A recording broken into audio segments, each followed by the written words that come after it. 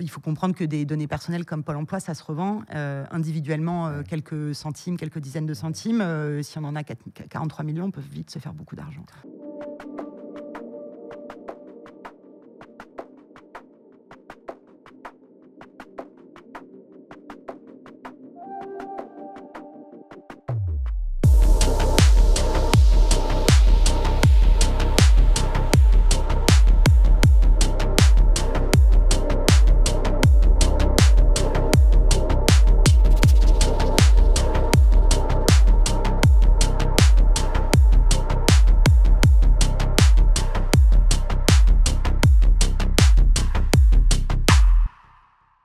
On va tout de suite attaquer l'interview de Tiffaine parce que on a envie de te connaître.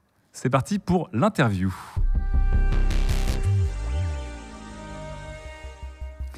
Alors, notre premier invité du jour, tu manages une équipe pour une entreprise française qui s'appelle Synactive. Exactement. Qui a été fondée par 2 hackers. Oui. Il y a un petit bout de temps maintenant. On a un peu plus de 10 ans, on a dépassé les 10 ans. Qu'est-ce que fait Synactive ? On est spécialisé en sécurité offensive, donc vraiment c'est l'attaque, donc les hackers. Donc on va attaquer les produits et services de nos clients à leur demande. L'idée, c'est qu'on va essayer de trouver des vulnérabilités à la place des vrais méchants. Et après, on leur explique comment corriger. Donc, on peut faire ça sur des systèmes complets, connectés, des systèmes d'information d'entreprise, du produit. On fait aussi des attaques physiques où on essaie de rentrer dans les bâtiments des entreprises de nos clients. Tu peux nous expliquer aussi le terme reverse engineering pour les gens qui ne connaissent pas ? Bien sûr. Donc, quand on développe standardement, on écrit dans un langage qui est assez haut niveau, assez proche du langage humain, où on lui dit au programme parcours tous les éléments d'un tableau et ajoute +1 à tous les éléments du tableau, par exemple. On passe ce programme dans ce qu'on appelle un compilateur qui va transformer ces instructions en instructions machine. Donc, c'est des instructions vraiment basiques. Additionne-moi 2 entiers, fais +1 à droite, enregistre cet entier-là. Tout ça se retrouve à une suite de 1 et de 0. Et ça, c'est votre programme.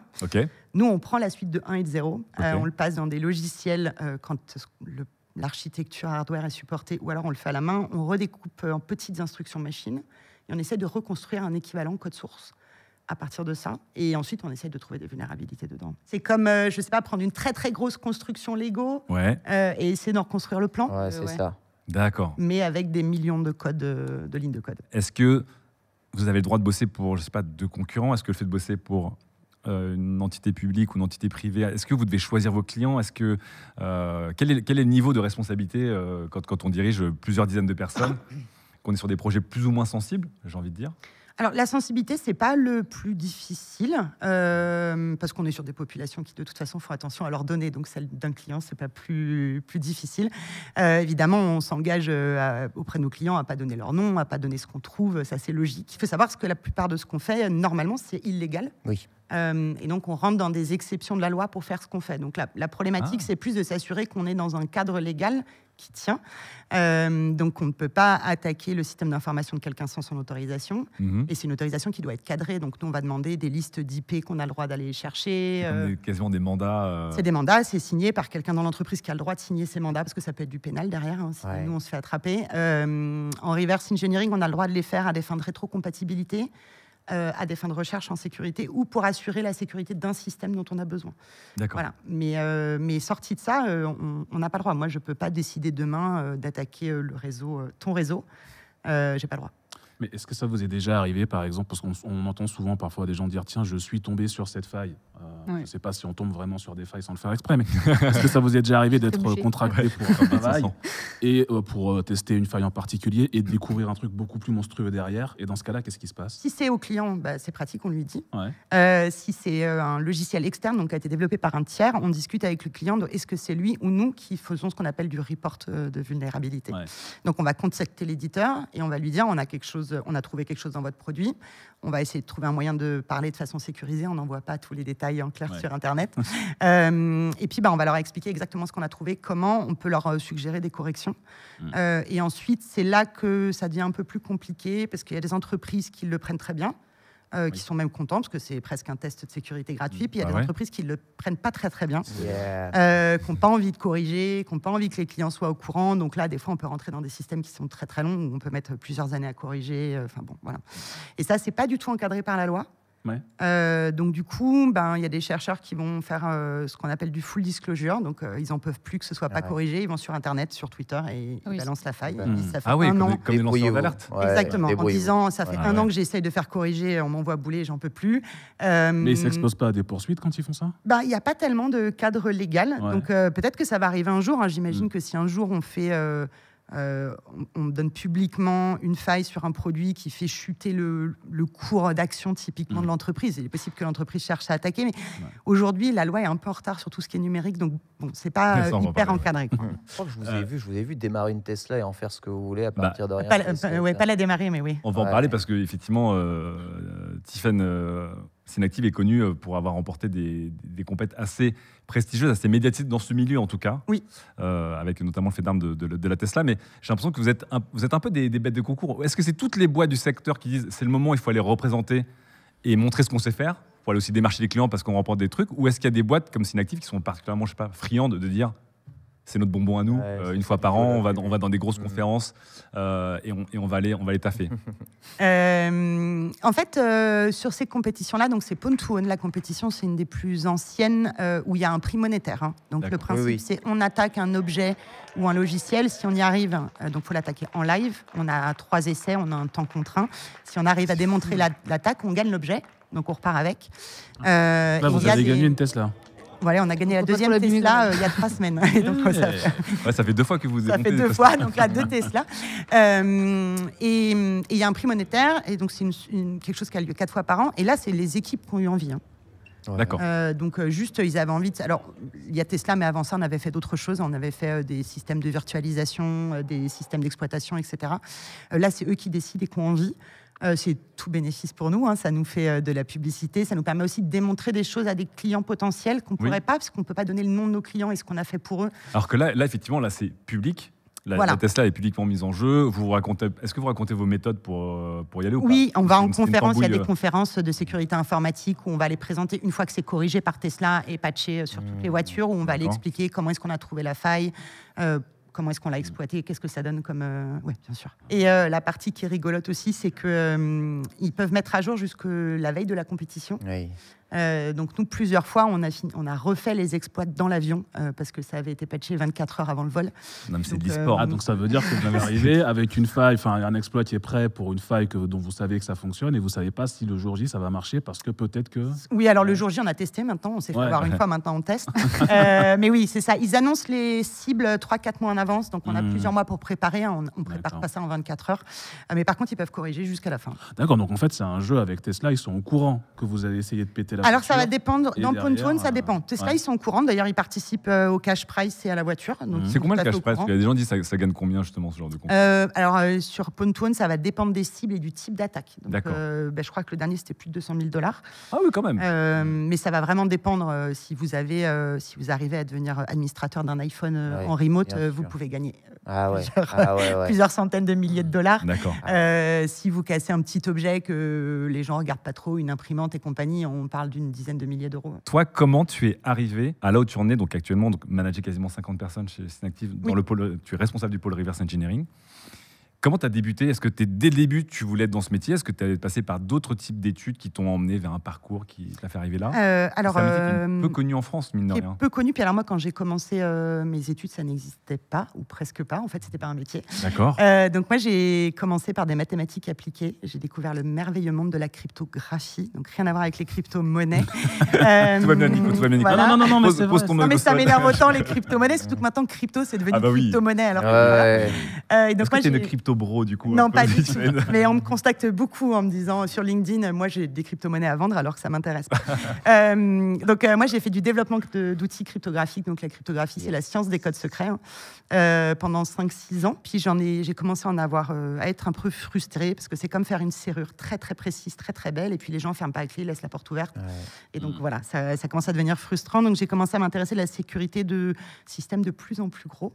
Et donc plutôt du côté clair de la force, on peut le dire. Donc c'est le fameux white hat et black hat, non? C'est ou pas? White hat, c'est les gens qui attaquent pour le bien. Black hat, c'est les gens qui attaqueraient pour faire le mal. On peut, en parlera avec caricaturer comme ça. Qu'est-ce que le bien, qu'est-ce que le mal? Oh là là, vous avez 2 heures. Non, là, c'était vraiment de la défense. J'accompagnais des projets de développement de produits pour qu'ils prennent en compte la sécurité dès le design du produit. Voilà. D'accord. Et puis, par jeu de relations, un ami m'a appelé un jour pour me dire mon chef s'en va, est-ce que tu veux devenir ma chef? Diriger l'équipe d'attaque d'Airbus, donc, qui attaquait les produits développés, achetés, déployés par Airbus. Voilà. Et c'est comme ça que je suis passée du côté obscur. Et après Synactive? Et après Synactive. D'accord. Voilà. Est-ce qu'aujourd'hui, il existe des études plus formellement dédiées à ça? Oui, on parle on de sécurité commence- informatique en général, après on se spécialise, je ne connais pas bien. Il y a plein de systèmes. Donc, ce qu'il faut comprendre, c'est que la sécurité informatique, ça peut être du très technique comme du très haut niveau.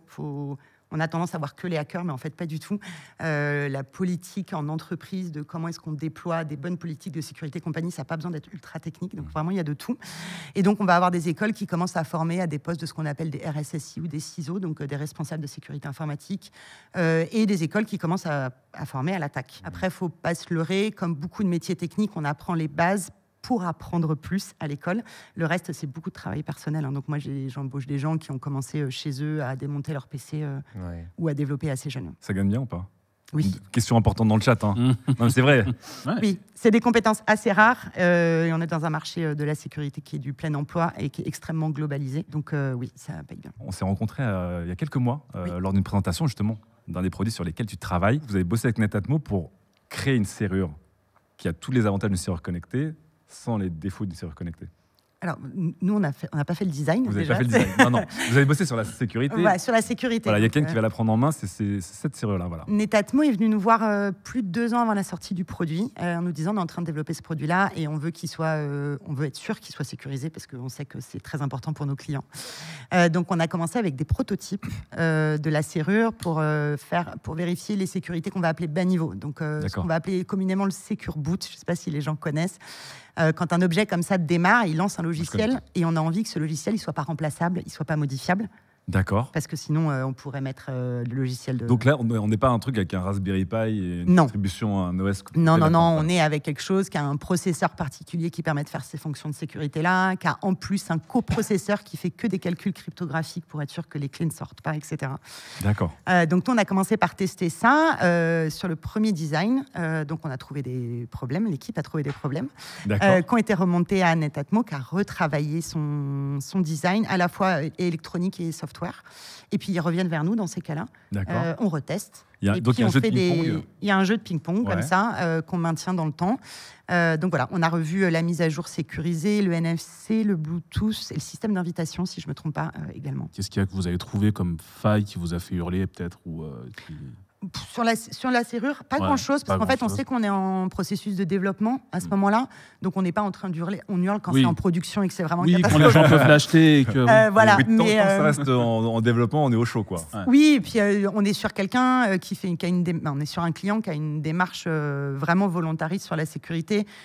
Souvent, ce qui va arriver, par exemple, sur l'équipe d'à côté de la mienne, qui est du pen test, donc qui sont des engagements en général plus courts, c'est que quelqu'un dans l'entreprise a dit il faut faire un pen test.